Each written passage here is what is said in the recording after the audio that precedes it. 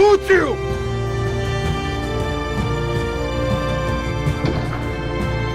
Nemojmo da šutiramo sa pozicija sa kojih nikad nismo šutirali, ne? Bićemo prvaci sveta. Kada ćete da bude? Prvaci sveta, druže Dedijer.